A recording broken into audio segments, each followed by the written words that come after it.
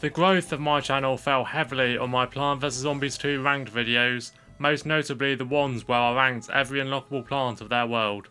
Some of these lists I stand by, some of them absolutely not. The popular mod Reflourished adds new worlds, adds expansion levels to the existing worlds, rebalances most plants, and adds additional plants to each world.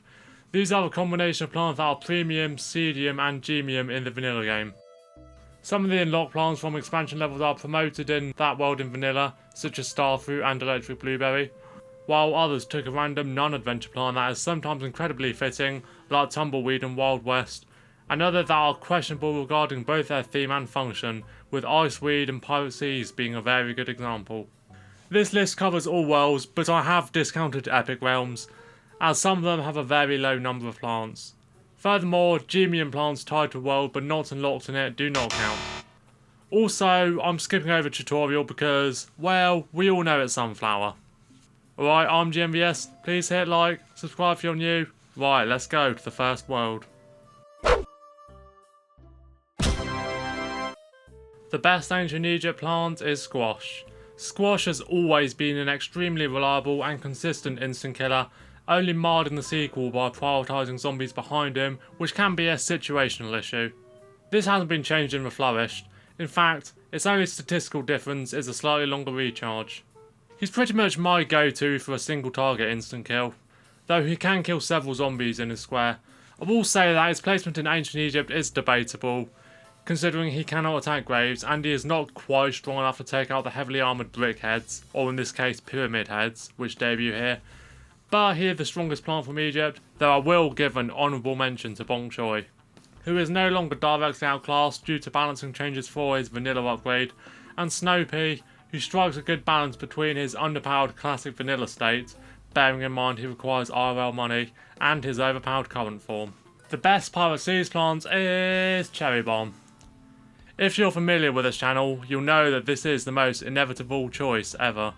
This is as predictable as a PVZ fan game taken down if it has paid content.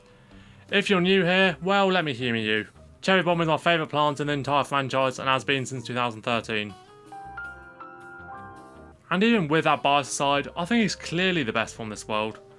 Coconut is great, Snapdragon's great, even 3 Peter is solid after a buff where he shoots an extra P if planted at the top or bottom. But let's be real, it's the Red Dead Redemption duo that takes the crown here, and just like Bok Choy, he's no longer majorly outclassed due to Pomegranate and Grape Shot having cost nerfs. For Wild West I have, okay, hear me out here, Melon Pult. Yes, I know they're the cold blue elephant in the room, and there's a rumour going around that if you say that the cold blue elephant is over-nerfed, not worth using, or outclassed, the Reflourished balanced devs arrive at your doorstep with pitchforks and torches. And sure, the cold blue elephant excels when there's a ton of them on the lawn, and is pretty meta for Penny's challenge, but in my humble opinion, the nerfs, including the recharge nerf, make it difficult to get a bunch of them out, so you might not achieve a whole column of them by the end of a level. He has been improved with patches, with a fire rate increase helping him out quite a bit, but I prefer using Melon Pult in conjunction with Snoopy to get pretty much the same effect. It sounds less economical, but it doesn't require as many sunflowers, so the space difference is minimal. So yes, I think Melon Pult exceeds its frozen counterparts here.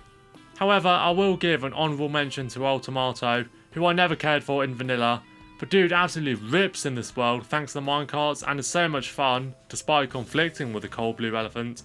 I think he's the best Wild West plant in said world, but unfortunately he does fall off a bit outside due to the high sunk cost ramps when you don't have access to minecarts. The best far future plant is Laserbean.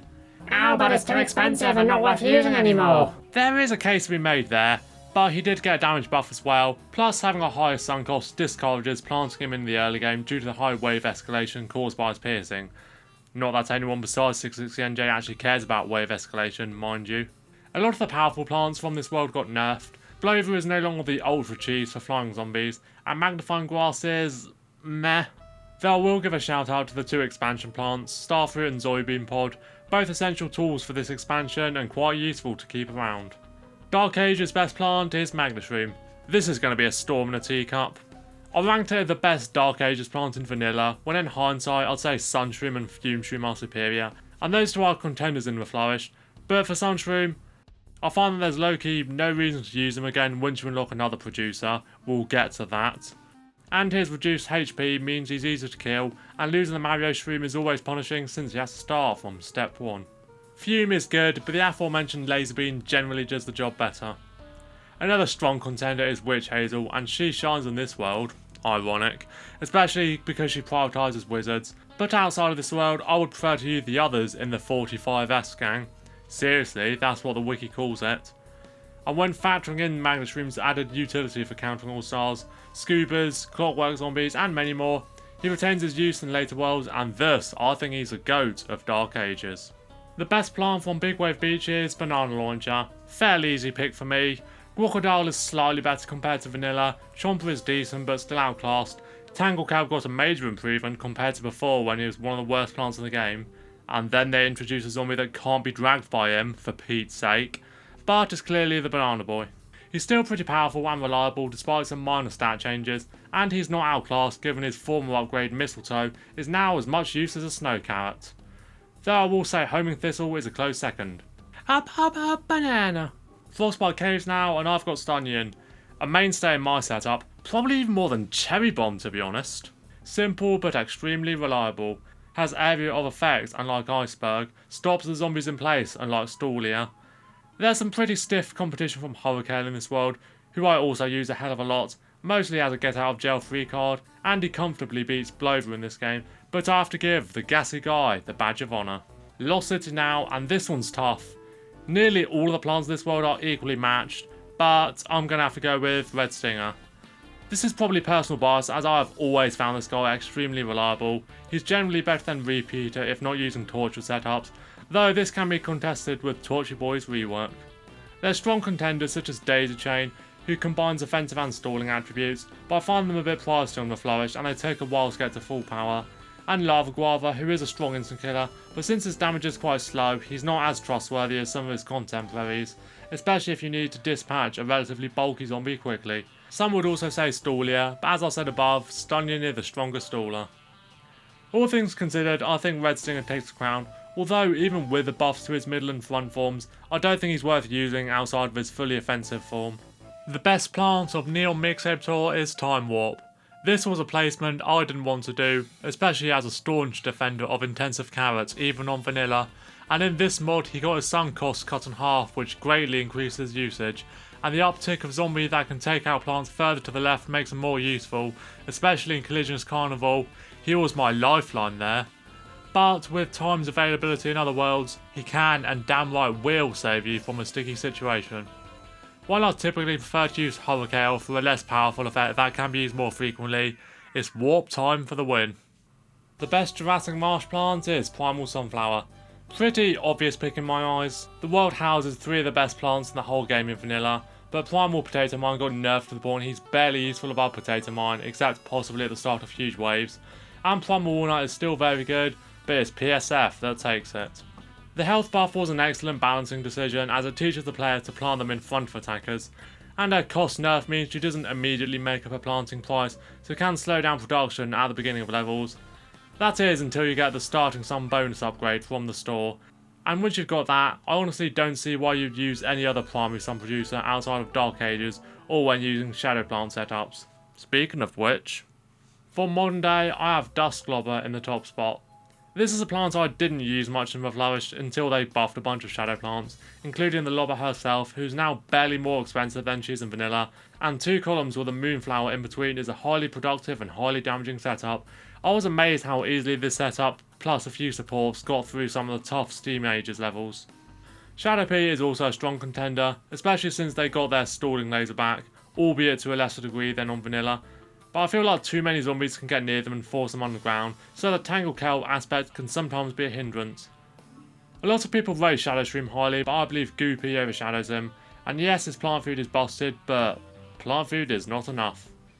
The only downside to Dust Globber is that she isn't effective in levels where you can't use Moonflower, but other than that, glory all around for evening people.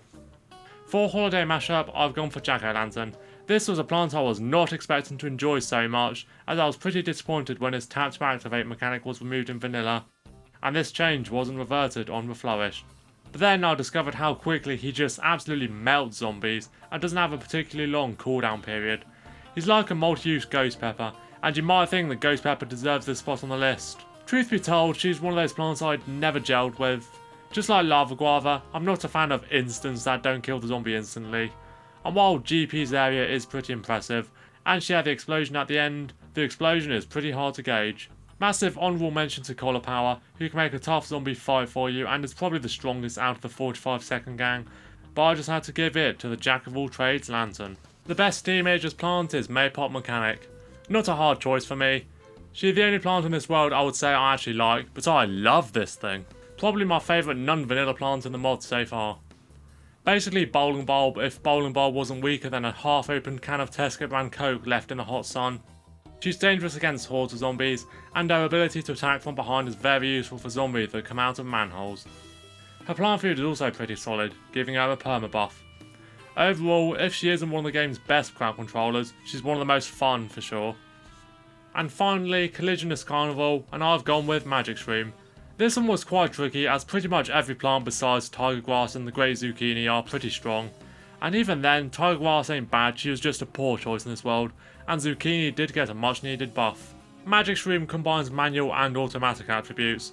On its own it's a standard medium price, medium damage plant, but tapping it can apply magic effects to zombies, most frequently sun, but occasionally ice and rarely plant food. This is effective in its home world, but can also be taken into other worlds, kinda like Tile Turnip or vanilla post-rework Gold Leaf, if you get what I mean. Boom Balloon Flower is also pretty strong, but I feel like she's not an incredibly consistent option in a world like this with a lot of high health zombies, and using both BBF and Magic Shroom in conjunction can get excessive due to both plants having tap to activate mechanics. So Magic Shroom for the win. And that's the end of this video. Please comment your thoughts down below, leave a like, subscribe if you're new, and if you haven't played with Flourish yet, do it! I'm GMVS, thanks for watching.